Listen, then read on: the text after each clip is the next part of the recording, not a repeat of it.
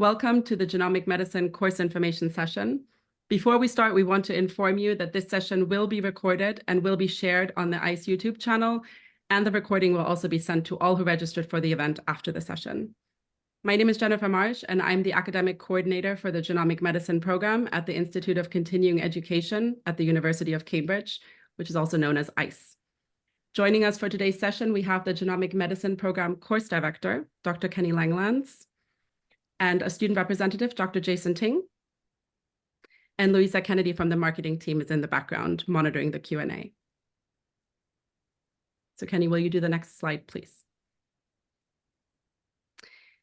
This week, we're running a variety of online course information sessions to give you the opportunity to find out more about our STEM courses at the Institute of Continuing Education.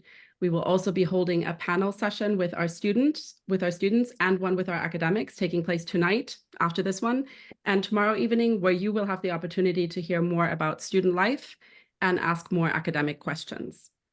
In addition to our live sessions, we also have a number of video resources on our website giving you further information about STEM at ICE, funding options, the application process, student support, and interview preparation. If you missed any of those sessions, including the About STEM session from yesterday evening, or are unable to attend future sessions, then you can watch the recordings on that website, which will be available on our website 24 hours after each event. And Louisa just posted that in the link in the chat. Links to the events and resources are shared in the chat and will be also sent via email after the session. We will also send you our direct email address for the Genomic Medicine course team, which includes me, where you can ask us specific questions. And we're doing that just because Genomic Medicine is a little bit different in some respects than the other STEM courses at ICE. Kenny, next slide. Thank you. So this is a little bit more about the Institute of Continuing Education at the University of Cambridge. ICE was established over 150 years ago in 1873, and we were the first university-led continuing education provider in the world. Today, we offer a wide range of courses to adult learners, including short online and residential weekend courses, international summer programs, and award-bearing part-time undergraduate and postgraduate qualifications covering a number of subject areas from archaeology to pre-medical studies. And the Genomic Medicine program that we're talking about tonight is one of the part-time award-bearing programs, postgraduate.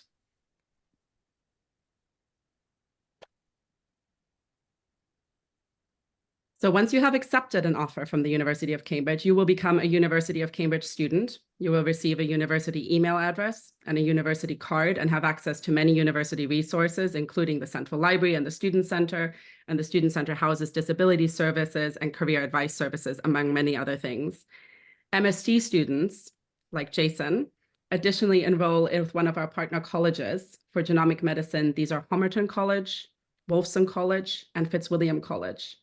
Being part of a college gives you access to additional resources and support. You can state a preference for between these three colleges when you apply for genomic medicine. Note that it isn't normally possible to become a member of another college unless you have a pre-existing affiliation with them. For more information on our collar partnerships and to hear from the colleges themselves, you can refer to the Meet the Colleges panel discussion from our MST Open Week, and the link will be in the chat.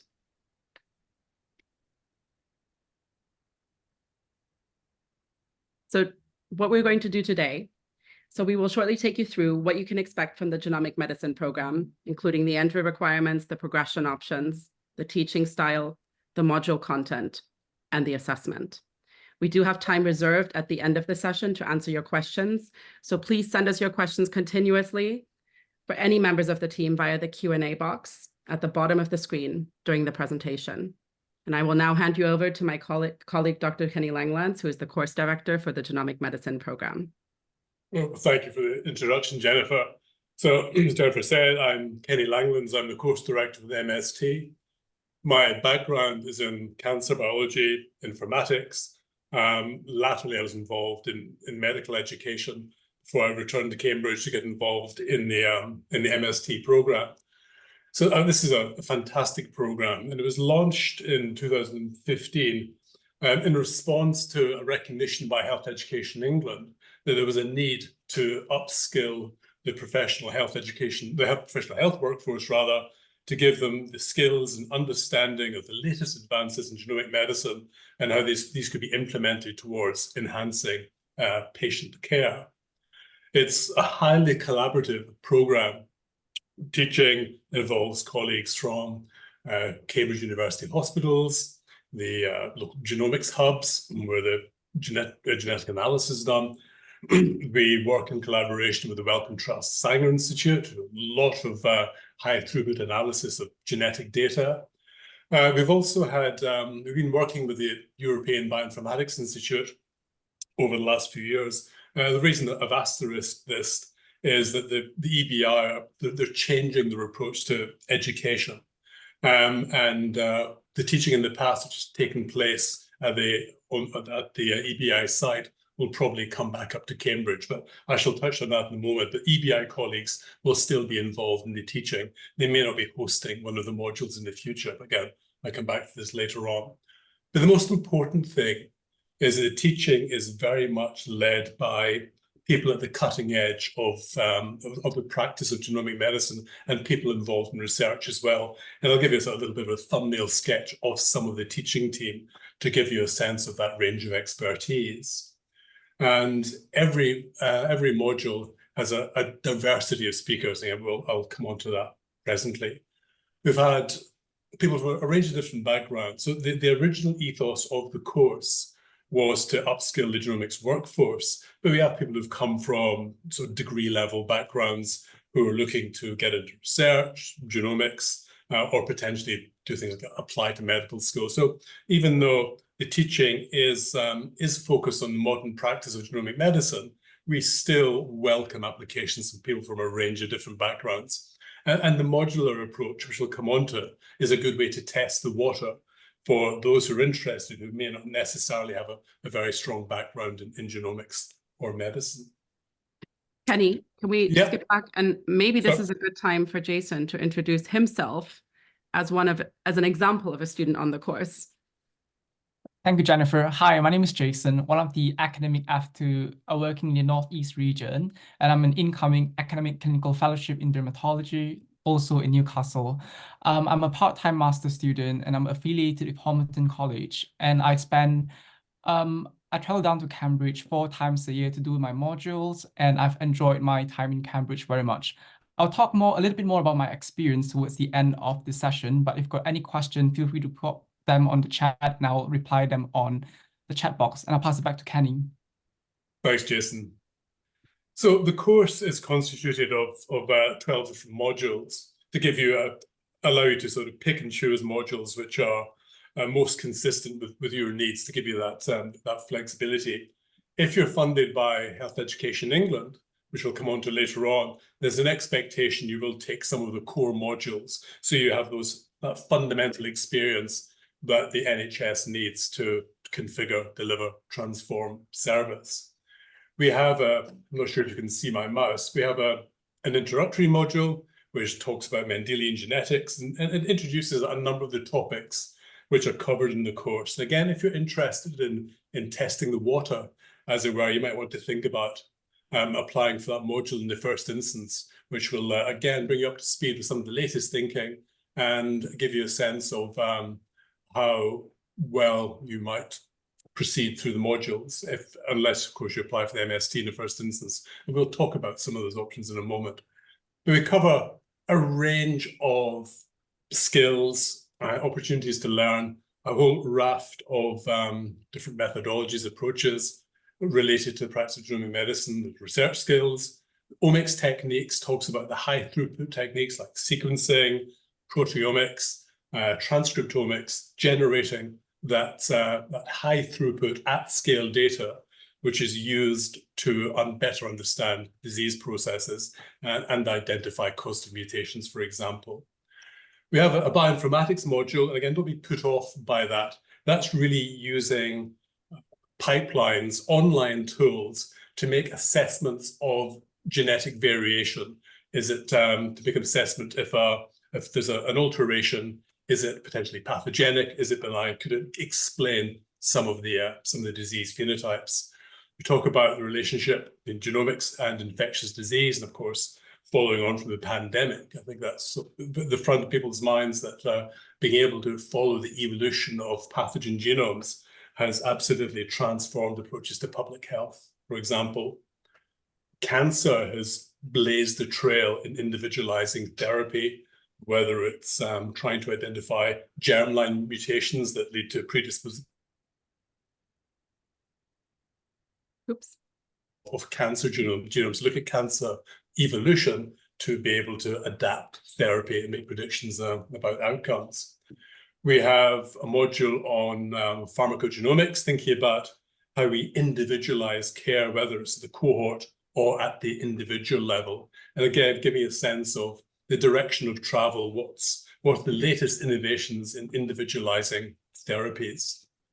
Genetic counseling, of course, is an absolutely central skill. We need the sensitivity and understanding of explaining potentially life-changing or conveying life-changing information to families. So again, that's a very popular module. For those of you who are interested in a more sophisticated approach to automating the analysis of genetic data, we do have an advanced bioinformatics module with a little bit more scripting in it. And of course, sitting on top of genetics, we have these epigenetic effects as well, where modifications to the DNA can also have implications for health and disease. Cambridge is at the heart of the Rare Disease Network, and if you're familiar with the 100,000 Genomes Project, a lot of work has been done in trying to identify mutations associated with rare disorders. And for those engaged in the MST, we have a work-based place module, which allows students to conduct an audit of some aspect of genomic testing or genomic practice in their workplace. So there are a number of ways you can configure the degree. And if you, and again, there's depending on whether you want to complete the MST with a dissertation or a shorter literature project, then there's some flexibility to do more or less modules. So if you undertake successfully 8 modules, to bring it up to the total of 180 credits, you will need to do a fairly significant dissertation. I'll come back to that later on based on your workplace. Or if you do 10 modules, then there's the opportunity to do a shorter literature review related to genomic medicine, will bring you up to the credit value required for the award of the MST. So the teaching is delivered by a breadth of healthcare professionals. So for example, pharmacogenomics is ongoing at the moment. There are 6 sessions a day run over 5 days. I'll come on to the method of delivery in a moment. But most of those sessions are run by different individuals. So this table here summarizes, this is just the module leads, again, giving the breadth of educational leaders who are in charge of the modules, making sure the content is absolutely bang up to date. Again, I won't go through all of these because sort of I don't want to run out of time. But we have colleagues from the clinical school, colleagues from the Institute of Metabolic Science, Cambridge Institute for Medical Research, the Wellcome Trust Sanger Institute, the EBI, as I mentioned before, the EBI teaching may be relocating back to Cambridge, but EBI will still be involved because they've developed a raft of tools which are used for this sort of at-scale genomic analysis. The cancer module, for example, is led by Mark Tiskovich, who's the head of medical genetics, colleague George Vassilou, who's a professor in the Department of Hematology. So again, we have this range of individuals who lead the module and bring on board an enormous breadth of experts to run individual sessions. So you'll get this diversity of viewpoints and opinions, a range of individuals at the cutting edge of delivery, as well as the cutting edge of research as well. So I guess one of the things you're probably interested in is how the teaching is configured.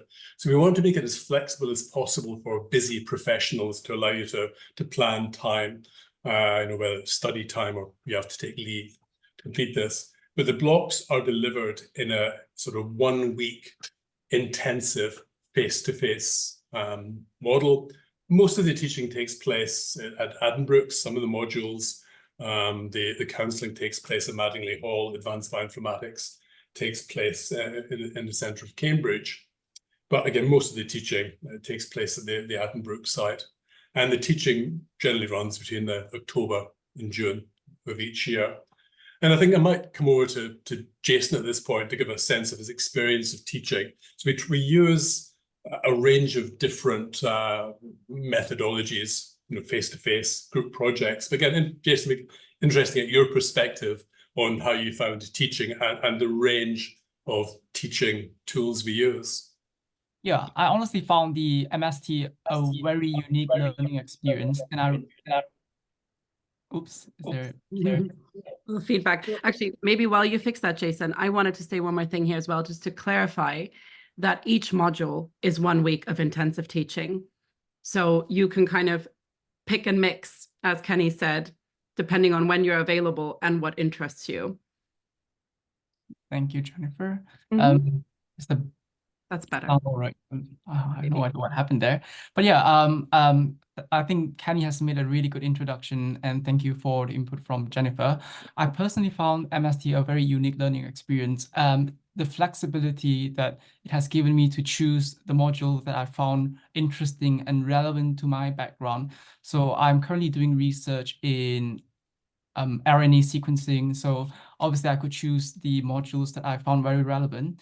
And also on top of that, the modules are led by experts. They are leading this cut-edge research, and the session has been really thought-provoking. And a lot of times when I sat in these lectures, it has given me some time to reflect about some of the research ideas and how they can be integrated in clinical practice.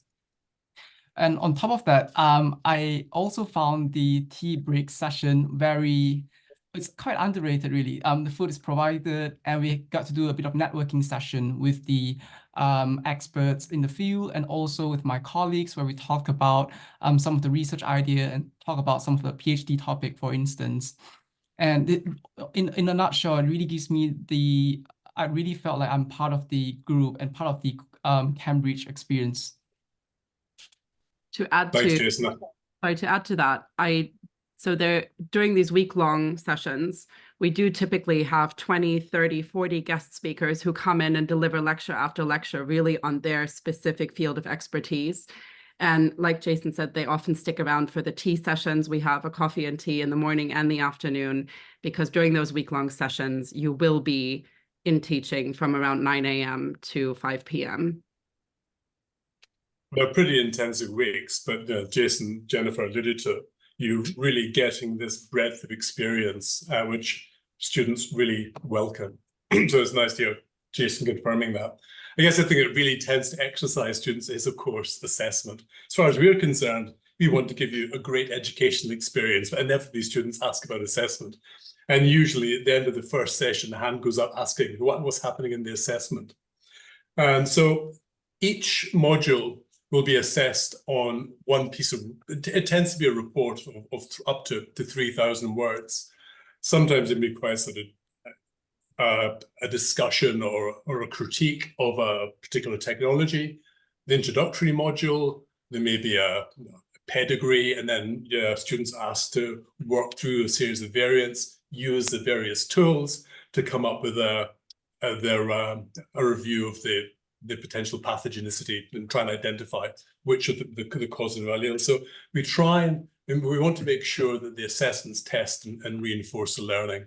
And so the students will have a month to submit following the end of the module, and then there'll be feedback on the assessment so they can help students with their learning going forward from there. But no, I anticipate some more questions about assessment coming up at the end.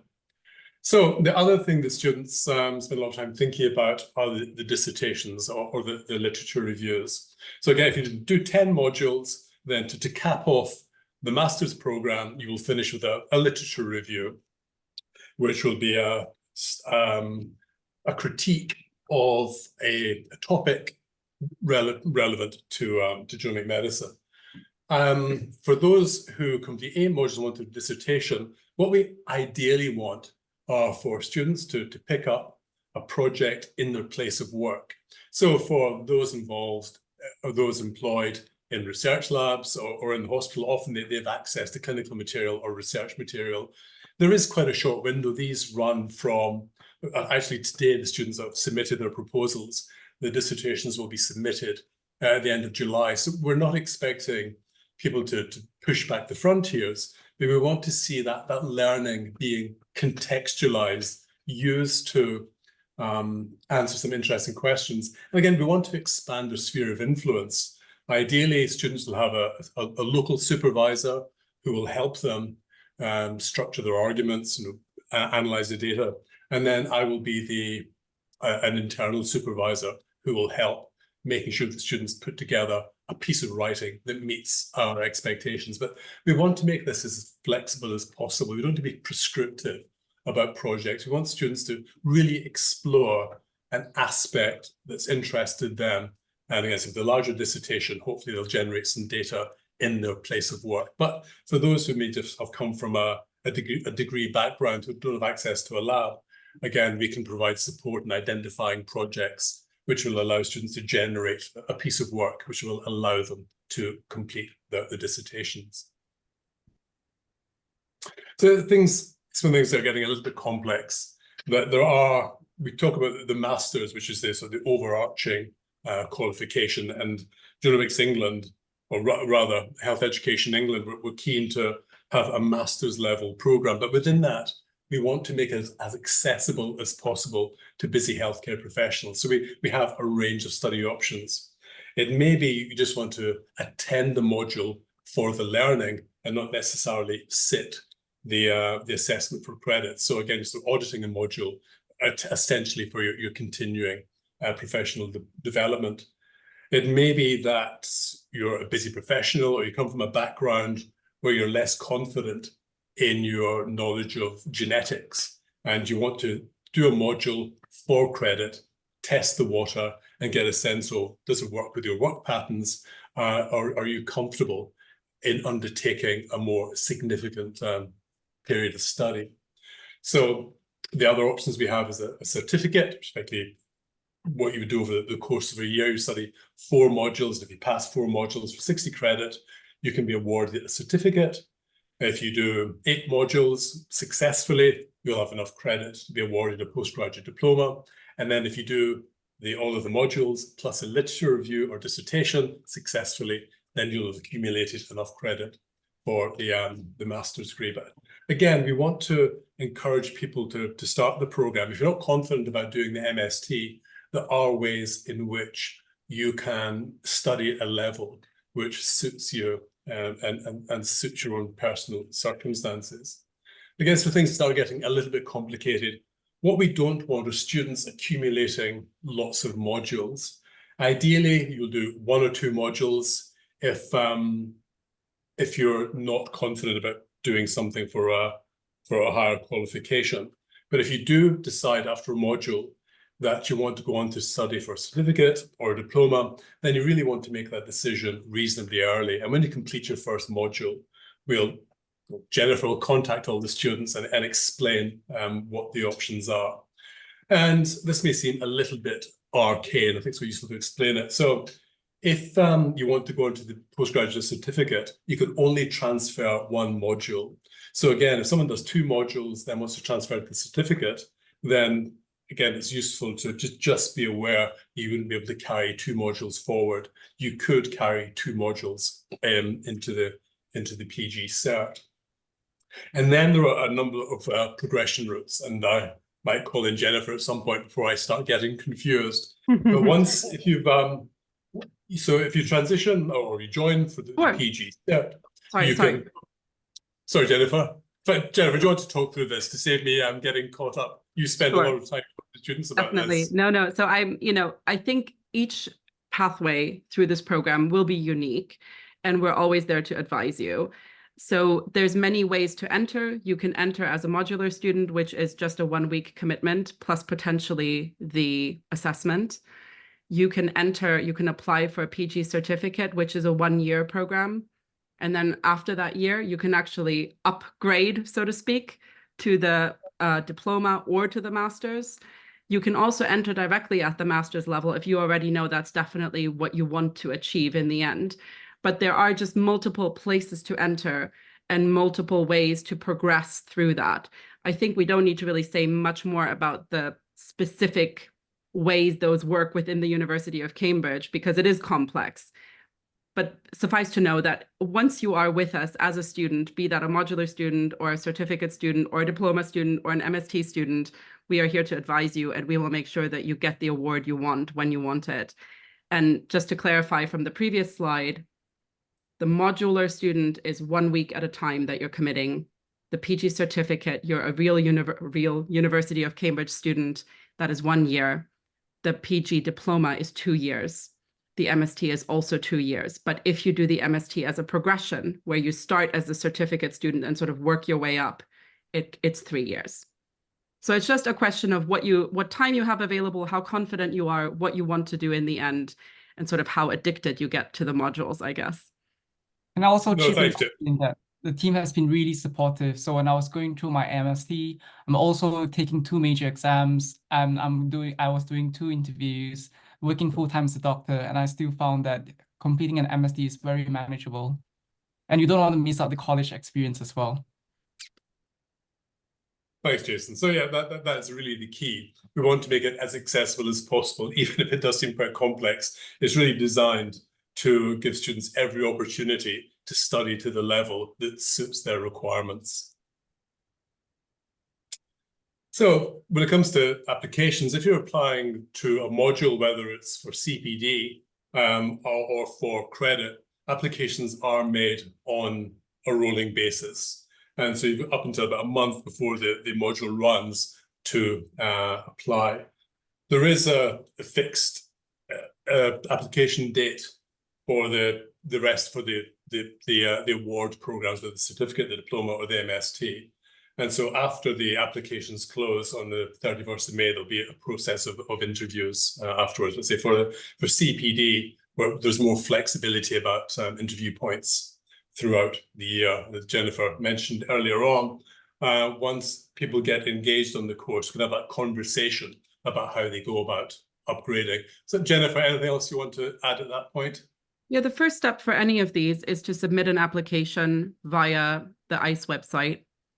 And the modules can all be found. There's a study for modular, which we can also link for you. There you can see the module. So you apply for individual modules. The other degrees you also apply for. That's the first step. Then we get in touch. We schedule an interview in any case, even for the modules. And then we take it from there with the admissions team from ICE. And we will be talking about the unique funding that is available to make it even more accessible. That's funding from Health Education England. I believe that's the next slide. And that whole process also gets only kicked off after you have applied, have been interviewed, and actually have been made a conditional offer from the university. So the Health Education England funding is a really unique opportunity to increase accessibility and really for the NHS to invest in its workforce, to bring this expertise from our university, and there's a couple other partner universities who are also running this commissioned master's program. So they are offering the same modules, possibly in a different format. But we are one of them who have funding available for students at the modular level, at the certificate level, at the diploma level, and at the MST level. It doesn't matter. The funding is awarded on each module that you choose, so it's a bit complicated. But we do get everyone through, and we sometimes are even able to fund the entire MST, which is a pretty significant funding opportunity.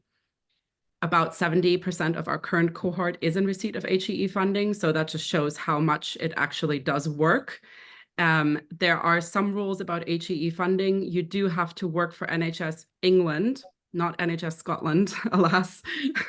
And you have to be in one of the kind of pathways that they approve. So we're not the ones making the decisions. Ultimately, it's HEE making the decision. But almost all of our students qualify. We had one person being disqualified because it turned out they were bank staff, and one person not receiving it because their supervisor didn't support them, because they were just switching positions. But otherwise, it usually goes through. I have the link here, so you can look at what HEE actually says about the framework and how they plan to undertake funding. On that website, if you look to taught courses and you click on the individual courses, you can also review the funding rules. Kind of tucked in there, but if you look, you'll see. And we will definitely also talk you through if you do want to apply for HEE funding. What's important to note that is if you submit an application, whether to a module or to an award, just check the box on the application form that says you wish to apply for HEE funding, and then we'll start that conversation with you. Thank you, Jennifer. So I think that's about it. So I think that the last page is just got a QR code there and some contacts. So any questions, feel free to ping us an email at any time. And I think, anything else you want to add at that point, Jennifer? No, like I said, like I mentioned in the beginning, the genomics@ice.cam.ac.uk will reach me directly, as well as my other two colleagues who do the administration for the program. So if you have any specific questions about HEE funding or about the progression routes, I know that those are two things that are very unique to the genomic medicine program. So our colleagues at Enquiries will not be able to really help you directly. They would just ask us how to answer your questions. So you might as well just email us directly. You can definitely always just email us and ask, and we're very happy to help you. Thanks, Jennifer. So I think that leads us on to the questions and answers now. So do we have some questions that have come in that we can do our best to address? Yeah, so we have, I think no one has submitted a question yet, but let's see. It says, how much interaction will I get with other students on the course outside of the teaching? Jason, you are better positioned to answer that. So I think it really depends on how much you want to put into this. So just from my experience, during one of the course, I managed to make some friends with the doctors working in Cambridge and outside of Cambridge, and we still managed to keep a group chat where we talk about modules, and we have events, social events, drinks, and as part of the college, I have been invited to join the May Ball as well. And definitely you get loads of interaction, but again, it depends, and it's really flexible. It depends on your commitment. It depends on how much you want to put into this as well. Great. Another question that people do often ask is, have many current students studied with ICE before? Will I be at a disadvantage if this is my very first ICE course? And the answer is, you're definitely not at a disadvantage. ICE has a lot of options, and we definitely have some students who have, for example, the medical education degree previously. A lot of our students do have, high degrees before coming to us. I mean, we have a lot of junior doctors who have those qualifications, who also, a lot of people already have previous master's degrees from other universities or from Cambridge or from ICE, but they still come to us because we deliver that unique genomic medicine program. And one of the things that is actually really lovely about our program is, even though every student has this unique pathways through their module choices, in each module you get to interact with this collection of students. Our cohort is about 35 students currently between the certificate, the diploma, and the MST, and they're all extremely interesting, have these varied paths. So in addition to meeting the fantastic guest lecturers and module leads, the students themselves are actually also an incredibly valuable resource to themselves. And so it's certainly not a disadvantage if this is the very first ICE course or the first University of Cambridge course. It's an excellent way to enter. And as Kenny said, if all of this scares you, you can certainly just apply for a module, and you can kind of take it from there and see if you like it or if you feel like you fit in. I think the multidisciplinary nature of it is really important. It's that plurality of experiences. So we've got clinicians, we have scientists, people from midwifery and nursing backgrounds, an opportunity to exchange ideas and talk about how the learning can be applied is a real strength of the course. We like to think it's as welcoming as it can be. And there's also, a real, not just a cross-section of professions that come to the course, where you can actually have some really interesting discussions with the other students, but there's also students joining us from all over England or all over the UK. Actually, we have a couple of students coming from international as well. We had one student who flew in for the modules from Hong Kong last year. So it's really a great place to meet other people who are also really interested in taking their practice forward through genomics. So there's another question. Is there any specific experience I should have that would benefit my application onto the course? Well, again, picking that up. So, I mean, this is slightly unusual for ICE, that particularly the master's is oriented towards people who work in the NHS and probably involved in genomic services or in a specialty in which genomics is increasingly informing practice. But when it comes to modular students, then we can hopefully reassure individuals who may come from, say, for example, a midwifery background with a less confident in their understanding of genetics. That's an entry point into further study. So again, I think we want to encourage a breadth of applicants. So if someone was to join us who didn't have or wasn't confident in their understanding of genetics, then I'd like to think that the introductory module would bring them up to speed. So again, MST is oriented towards those who've got probably a stronger background, whether it's relevant science or in healthcare, with a modular approach, I think is an opportunity to bring that broader range of individuals, give them the confidence and the skills to think about how they might develop their careers in genomics, which is increasingly going to transform service. And also the postgraduate certificate, which is the sort of lowest entry award, still a postgraduate degree. The specific requirements from the university are going to be listed in the application materials, but you can also always just contact us if you have other experience you would like to check if that's acceptable. Sometimes degrees from overseas have to be sort of checked by admissions to see if they qualify. So there's a minimum education level that is required. But in general, we are just really happy to see applications and look at your individual applications and see how that might fit. Another question is, what is the proportion of students from overseas? I can answer that for this year. It's not that many. It's we have one modular student joining us from overseas, and we have, I believe, 3 students on our current year cohort who are who don't reside in the UK, and that's out of about 35.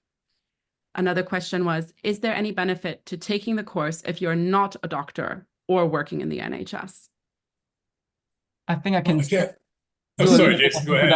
I'm sure Kenny will be able to chip in on that. So in the lab that I'm working with, so as Kenny has correctly mentioned, that genomics is a growing field in medicine and also outside medicine. So if you're from the biomedical background who has got interest in genomics research, I found that MST in this program is going to be highly valuable.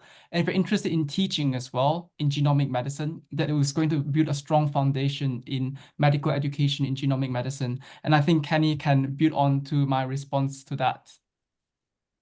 Yeah, I mean, I think the other thing to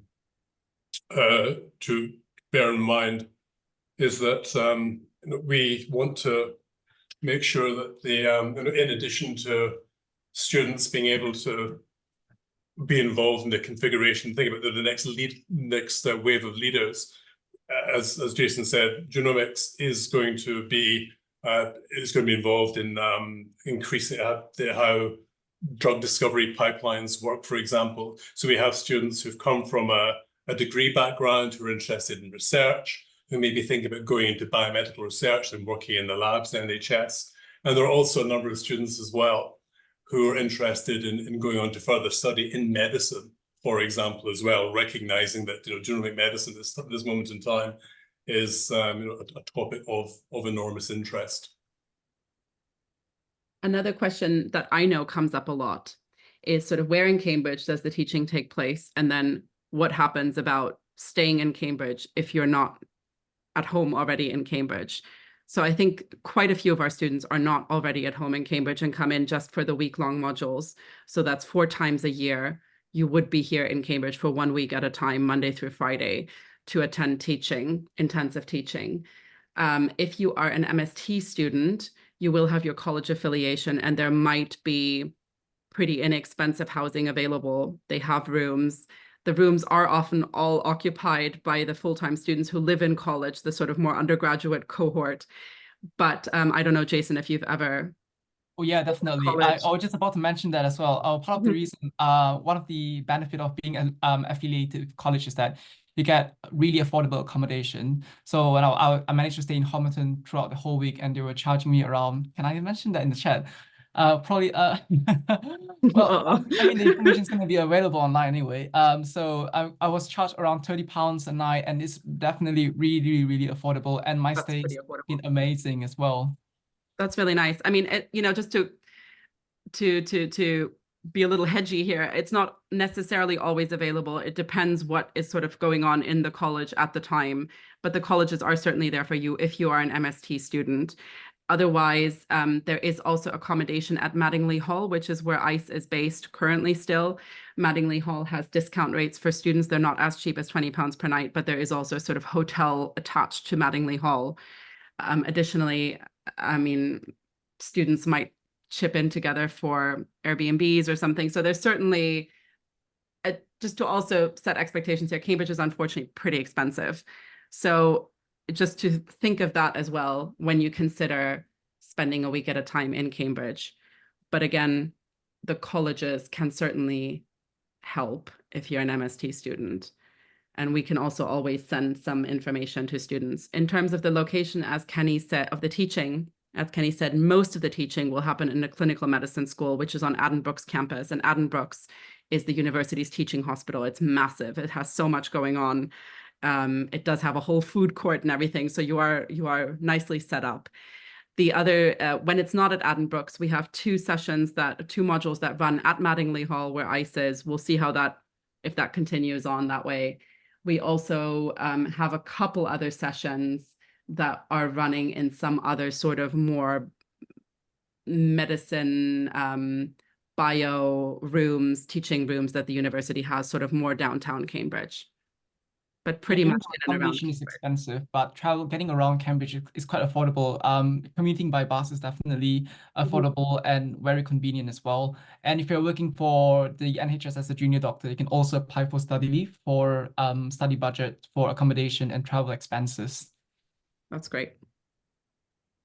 All right. So I think there are no additional questions that we should be addressing at this point. Is there anything else either you, Kenny, or Jason want to add as a final word of advice? Oh, I think I've pretty much covered everything, but please come and talk to us and don't be scared to explore some of the at least modular options if you're not sure about taking the plunge. Yeah, I'm happy to pick this up on LinkedIn or via email, and I hope to see you next year in person.